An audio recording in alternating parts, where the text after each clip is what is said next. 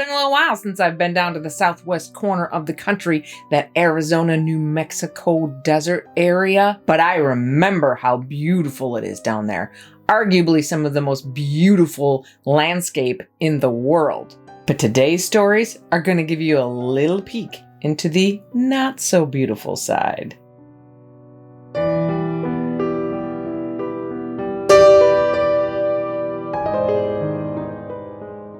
Glenn's dad, JJ, owns a small delivery service out of Farmington, New Mexico. And in fact, it's so small that he is the only employee.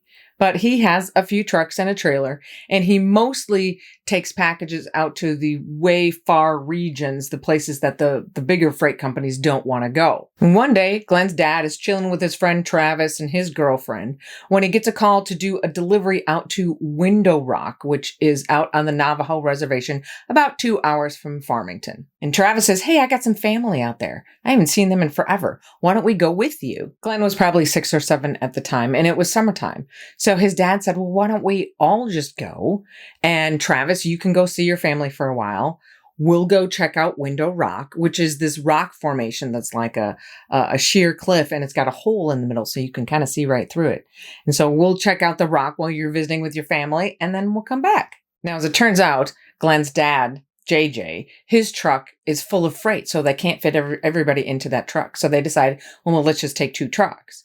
And if we're going to take 2 trucks, let's take walkie-talkies so we can talk to each other along the way. So off both trucks go to Window Rock. They get there. Travis peels off to go visit his family for a while. Glenn's dad makes his freight delivery, and then he and Glenn go check out Window Rock for a while. And when everybody's done, they get on the road to head back home. Now, Glenn says he was so young, most of the trip he doesn't even really remember. But this next part, he will never forget. So they're somewhere on the highway between Window Rock and Gallup, New Mexico. And one side of the road is sheer cliffs, and the other side is a huge field with a barbed wire fence separating the field from the highway. And it had just rained, so the roads were a little bit slick, and they're taking it kind of slow. So as they crest this hill, they look down at the bottom of the hill and they see what looks to be a large dog sitting in the middle of the road. It's sitting back on its haunches and it's looking at the cliffs. And Glenn's dad calls over the radio, "Hey, Trav, you see that big-ass dog sitting in the road?"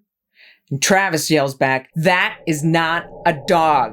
Hit it. Speed up and hit it." He sounds almost hysterical. He's just screaming, "Hit it. Speed up. Hit it. Hit that f***ing dog. Hit it." So his dad starts to speed up. And as they get closer, they can see it a little bit more clearly. And they can see that it's covered in this brown and gray matted fur that looks like it's crusted in blood. And it's still just sitting there looking at the cliff until the headlights hit it. When the headlights hit it, it turns its head. And they can see it has a face. Now, Glenn says he doesn't know how else to describe it except for kind of a mix between a human face and a bear face. He said it's just undescribable, and it's all twisted and distorted, almost like it's in pain. And as they continue to get closer to this thing, they realize that it is freaking huge. It's sitting down and its shoulder reaches about the top of the hood of the truck. So as the truck is continuing to barrel towards this thing, as it gets just inches from hitting it, this thing lets out a scream that sounded like somebody's lungs are filling with water. And it takes a leap backwards till it lands just on the highway side of the barbed wire fence. Then it takes one more backwards leap, clears the fence, and it is gone. And Travis comes back on the radio again and says, "Holy shit, just keep driving. We have to get out of here. We have to go. We have to go faster. We have to get out of here. We have to go faster." And he just kept repeating that over and over again. Faster. We have to go faster. So pretty soon, both trucks are speeding like crazy down the highway. And as they get to the outskirts of Gallup, they get pulled over. So both trucks pull over to the side of the road, which of course makes the officer, who happens to be a Navajo person himself, very nervous. So he gingerly steps up to Travis's truck and says, "What are you guys doing? Why are you both pulling over together?" And Travis says, "We just saw a skinwalker and it's been following us." At which point the officer stammers something about a verbal warning, jumps back into his cruiser and takes off. And Travis and JJ and Glenn do the same. And they didn't see anything else that night, but Travis would not let Glenn and his dad go home without first giving them a Navajo totem to keep the evil spirits away.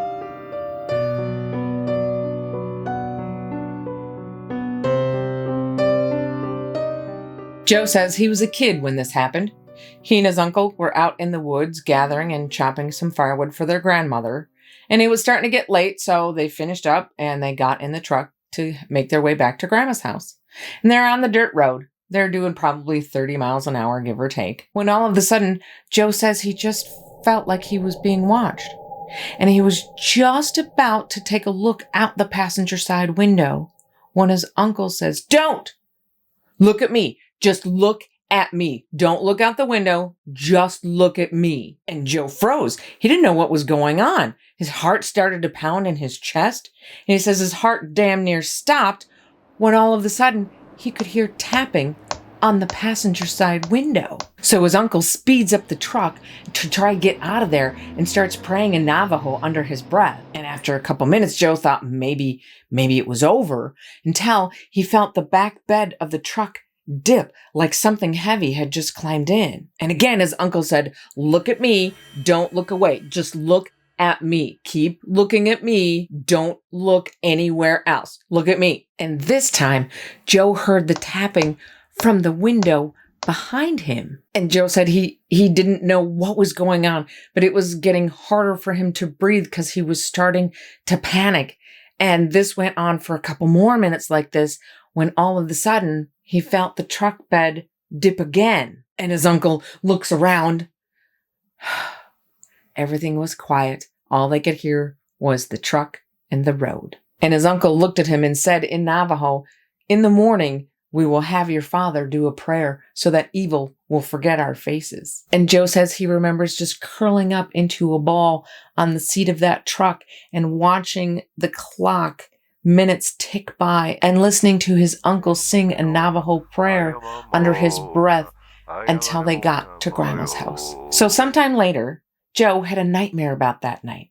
So he calls his uncle so they could talk about it for a little bit. And his uncle said, "I never saw any faces, just eyes, like the brake lights you see on the road.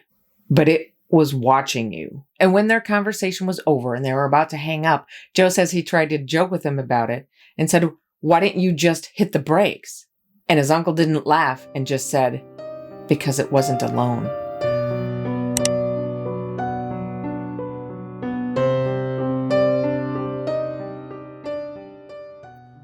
About 5 years ago, Brett and some of his friends decided they were going to go camping for the weekend. And after hanging out for a bit, they decided at about 3 a.m. to start their adventure with a 50-mile drive to the site of these old Spanish ruins. So they all jump in the truck with all their camping gear. They drive the 50 miles. They get there, get out of the truck. They hop the gate to the old Spanish ruins and start exploring. One of his friends had brought a flute and took it out and started playing it. And after about 30 seconds, something started screaming. It was just jumping from the top of one ruin wall to the top of the other ruin wall, screaming this blood-curdling scream the entire time. And after one of the friends lost his bladder function, they decided it was time to get out. They all jumped back in the truck and headed to Bandelier National Monument, which is where they plan to camp for the rest of the weekend. So they get to Bandelier probably 6, 7 a.m. and they set up camp and they're all sitting around talking about what in the hell happened at those old Spanish ruins when Brent decides he needs to go to the bathroom. So he walks probably 300 feet away from camp to do his business. And this is where Brent says things get a little fuzzy. He looks around and he sees 2 dust devils coming right at him. And then he turns around and looks again, and it's 2 of his friends. And they're motioning for him to come with them. And he says he has to. It was like he was in shackles. He had to follow them. And he says he followed them for about 10 or 15 minutes until whatever trance that he was under, he snaps out of it and looks at them again, and they're not his friends. Well, they're kind of his friends. First of all, his friends are brunettes, and the 2 people that he thought were his friends have red hair, but they have the faces of his two friends, except their eyes. Their eyes look like cat eyes. So he stops walking, and both of his friends turn around and give him the most terrifying gaze he has ever seen in his life. Movie monsters have nothing on the horror that was in that gaze. So he turned around and ran back to camp as fast as he could. So after about 5 minutes of a full-on sprint, he finds camp, and his friends are still sitting around talking. They didn't even really notice that he was gone. And he tells them what he had just seen with these look-alike skinwalkers. And he and his friends all decide, pack up camp, and get on back to Albuquerque.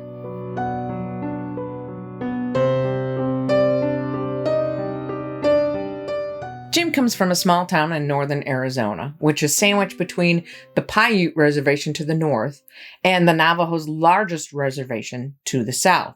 And the high school that he went to was so small, it was a 1A division high school that graduated like 80 students a year. So consequently, the sports teams always had to travel like 5 to 10 hours to go compete with other high schools. And usually they would get on their bus, go to the game, play, and then stay in a hotel overnight and head back home the next morning.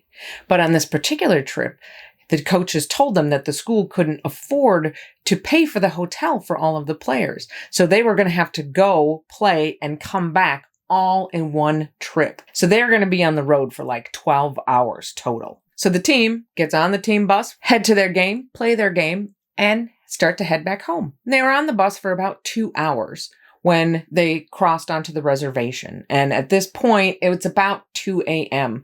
So pretty much everybody is sleeping except him. And Jim says he noticed that not long after they crossed the border onto that reservation, the bus driver, who usually went just the speed limit, had that bus going probably about 80 miles an hour. But Jim was thinking, oh, well, that just means that we'll get home that much faster. And as he's looking out the window at the desolate desert landscape, which is kind of lit up by the moon, he sees this figure that's on a pursuit course with the bus and keeping pace with it at about 80 miles an hour. And as it gets a little closer, he could see it's kind of a humanoid figure. And as a matter of fact, it looked like a human, except it had half of its face painted black, half of its face painted white, and glowing red eyes. He said the eyes looked like rabbit's eyes that reflect the light of a spotlight. And he thought to himself, holy crap, it's a skinwalker. And he watched as this skinwalker came up and was keeping pace with the bus. And as Jim is staring at it, this thing is actually hurtling sagebrushes and rocks at the bus. And then this thing makes eye contact with him. And Jim says all of a sudden he could not look away. He said he felt as if something was holding his head in place so that he couldn't look anywhere else. And the skinwalker just smiled at him with a smile that went from ear to ear, showing these big yellow pointed teeth. And Jim says he was just panicking and he just felt like he wanted to throw up. And then, as he's still watching, he sees the skinwalker crumple down and start running on all fours instead. He started to see the creature's bones crack and reform, and hair started sprouting out all over. And within the span of about 3 seconds, it was now a coyote and it ran off into the distance. And Jim says, as soon as that thing was gone, he got up, went to the bathroom in the bus, and threw up. Now, he didn't really want to tell anybody about what happened because he thought everybody would think he was crazy. But he did tell a friend of his who also happened to be a Navajo. And she said, you need to see the chief and get a blessing. Now, it also happened to be that the chief was a friend of his. And the next morning, he met with the chief in the high school parking lot who recited a Navajo prayer over him. And Jim has not seen a skinwalker since then. Now, he says part of that could be due to the fact that he has since moved north. But he says if he ever does have to drive south, he goes around the reservation. Way around.